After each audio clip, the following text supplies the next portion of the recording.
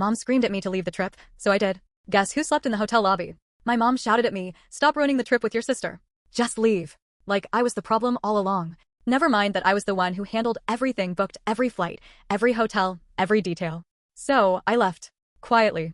Didn't cause a scene. 3 hours later, her credit card got declined at check-in. They had to sleep in the lobby that night while I kicked back in the suite, alone, finally at peace. But before I dive into all that, let me say this, I've noticed the channel's been slowing down a bit lately. If you're here and you like these stories, hitting that subscribe button is the easiest way to show support. It's fast, it's free, and it really helps keep this community growing strong. Hey there, I'm Sabrina Martinez. I'm 27 years old, and what I'm about to tell you sounds like something ripped straight out of a sitcom. You know, if sitcoms had guilt-tripping moms, sisters who get treated like royalty, and a 5-star vacation that went up in flames, all because of the family dynamics we never fixed. So let me take you back to where it all started. I've always been the organizer in the family, the one who handles birthdays, holidays, dinner plans, and vacations. If there's a spreadsheet floating around, odds are I made it. And it's not about control, not really. I actually enjoy putting things together and making sure everything runs smoothly. But over time, especially when it came to trips with my mom and my younger sister Qley, that excitement started to feel more like a chore than anything else. Qley's 24, and I'll be honest, she's the favorite. Not because she's mean or entitled, but because she's fragile.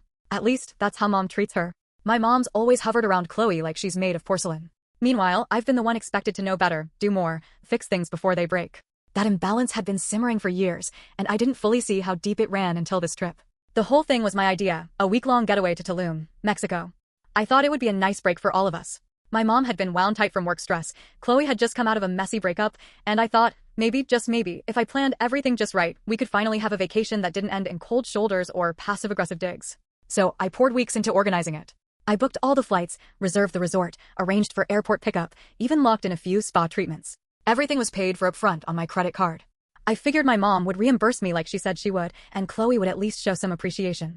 Spoiler, neither of those things happened. The trip started going sideways before we even made it out of the airport. Qley was sulking like we were dragging her to jury duty instead of a beach resort. She kept groaning and acting like the whole trip was a punishment. My mom, naturally, coddled her the entire time. Don't worry, sweetheart. Sabrina's just being pushy again. She means well. Every time I tried to keep us on track, they pushed back. And honestly, I was already regretting putting the whole thing together. By the time we got to the resort, I walked up to the counter, handed over my ID and card to check us in. Meanwhile, they sat on the lobby couches, glued to their phones like this was all someone else's problem. I had reserved 2 connected rooms, one for me and one for the 2 of them, so everyone could have their own space. When the clerk mentioned the outstanding balance, I turned to my mom, expecting her to pull out her card. She looked up and blinked. "Oh, I thought we'd just pay with my card when we got here. That wasn't the plan." I reminded her she was supposed to reimburse me. "Well, I didn't bring that much cash," she said, already back to scrolling her screen. "So, I paid." Again. I swallowed the frustration because I didn't want to start this vacation off with a fight. The rooms were stunning, honestly. I hoped once we got settled, things might turn around. They didn't. Every single activity I planned, snorkeling, cultural tours, dinner reservations, was met with either indifference or Qley's usual, "I'm not really feeling up to it today." And of course, my mom would jump in and defend her every time. "Let her rest, honey. She's been through a lot." Meanwhile, I was up early every morning rearranging transportation, canceling reservations, rebooking tours, and basically running logistics for 2 people who acted like I was bothering them. I felt like a full-time travel agent who didn't even get so much as a thank you. By the 3rd day, things finally cracked. We were supposed to visit a cenote that morning, a beautiful natural swimming hole I booked with a private guide. I even packed snacks and towels the night before to make it easy. When I knocked on their door that morning, my mom opened it, already frowning. "Qley's not going," she said. "She's not feeling well." Again. She didn't sleep, my mom snapped. "You really need to stop pushing her. Your rigid planning is ruining this whole trip." I just stood there, completely stunned.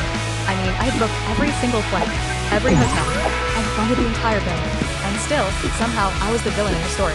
Then she screamed it, loud enough for half the hallway to hear. "Stop ruining the trip with your sister.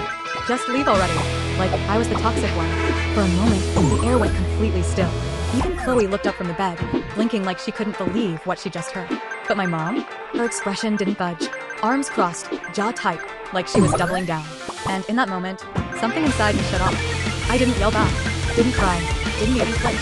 I just turned around, walked straight to my room, packed up my things and left. No door slamming, no dramatic exit.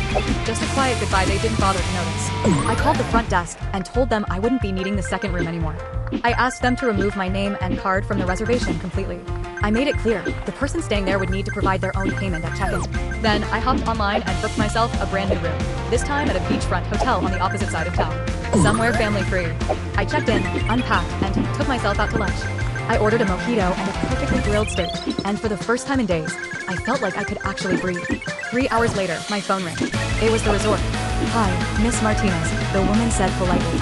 "We tried to charge the card on file for the second room, but the guest's payment didn't go through. They're still at the front desk. Do you have another card we can try?"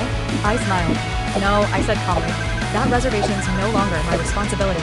And I hung up. Later that night, I saw Qley post a blurry photo on Instagram. She was curled up on a lobby couch with the caption, "Worst trip ever." I didn't reply, didn't comment, didn't call. The next morning, I rented a bike and rode through town.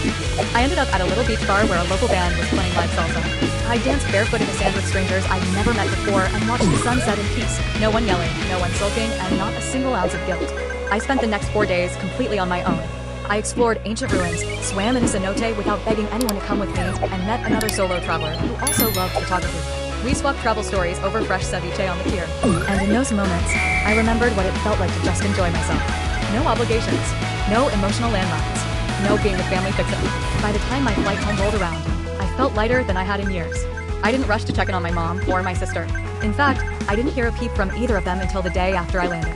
That's when my mom texted, "We need to talk." I ignored it. Then came the voicemail, her voice shaky, crying. She said I'd humiliated them, that the hotel treated them like criminals when the cleaning failed, that they were stuck in the lobby for hours while she scrambled, calling every bank she had accounts with. But you know what? I didn't feel guilty, because for once, they had to deal with the fallout of treating me like I was just a walking credit card. And believe me, that wasn't even the end of it. What followed? The aftermath, the guilt tripping, the entitled outbursts. It all snowballed into a confrontation that permanently changed our relationship. And yes, I'm going to tell you exactly how that played out. I didn't respond to her voicemail right away. Not because I wanted to punish her.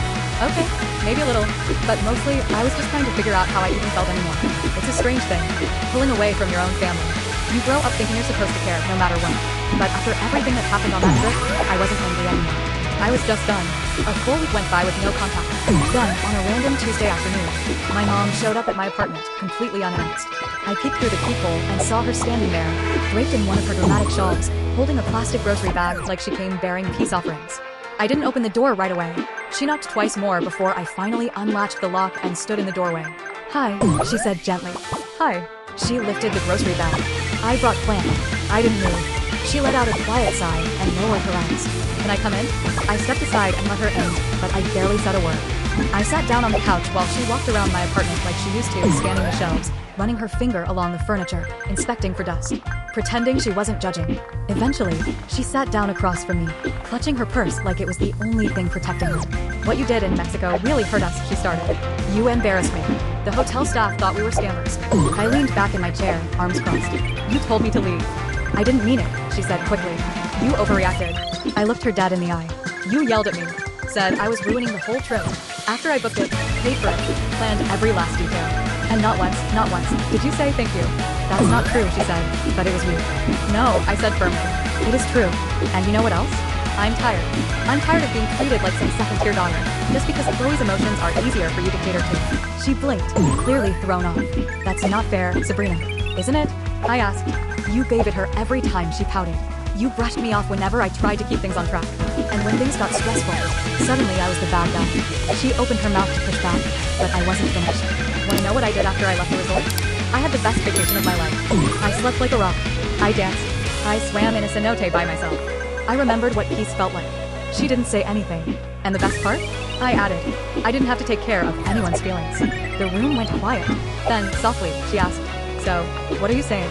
I stood up. "I'm saying I'm done paying for things, done holding it together emotionally, done bending over backward just to keep this family from falling apart." I looked her square in the face. "If you and Qley want a relationship with me, it's gonna have to be equal. No more guilt trips, no more assumptions, and no more treating me like your emergency backup plan." Her expression shifted. Something in her face tightened, like she aged 5 years in a second. "You're being harsh," she whispered. "No," I said gently. "I'm finally being honest." She stood, clutching her shawl a little tighter. Then she gave a stiff nod, like someone reluctantly agreeing to terms they never thought they'd have to accept. "Fine. That's what you need." "It is," I said. She placed the flan on the counter and walked out without another word. 2 nights later, my phone lit up at 2 a.m. It was a FaceTime from Qley. Her face was red and blotchy, tears streaming down. The boyfriend, the one she'd gotten back with right after Mexico, had cheated. She was heartbroken, devastated. She asked if she could stay with me for a few days to clear her head. I said no. There was a pause. She looked confused, like she didn't quite understand the word. But I need you, she sighed. And I said calmly, and I needed you in Mexico. I needed you to be there, to be present, to act like a sister. But instead, you treated me like I ruined your life, just because I wanted us to enjoy the trip I planned. She went quiet. So, what now, she asked, voice barely above a whisper. Now, I said, I think we all need some space. You and Mom need to figure out how to exist without leaning on me to hold everything together. Because I'm done doing it. She hung up. And for once, I didn't feel guilty about saying no. A month passed. Then 2. No calls. No texts. No drama. And I won't lie, it felt strange at first. But it also felt good. Peaceful. Then in early March, I got a formal envelope in the mail. It was a wedding invitation. Qley was getting married to someone new. A guy I'd never even heard of. Apparently, they'd been quietly dating for a while, and the whole thing was being fast-tracked. My name was on the guest list. But instead of feeling honored, I actually laughed. Because attached to the invite was a handwritten note from my mom. We hope you'll attend. We'll need your help booking the flights and rooms. Let us know what you decide. No apology, no accountability. Just another expectation that I'd pick up the pieces and handle everything like I always have. So I flipped the RSVP card over and scribbled my response on the back. Thanks for the invite. I wish you the best, but I won't be attending. And I won't be planning anything. I dropped it in the mailbox that same day. 3 weeks later, I took a solo trip to Portugal. It was quiet, scenic, and exactly what I needed.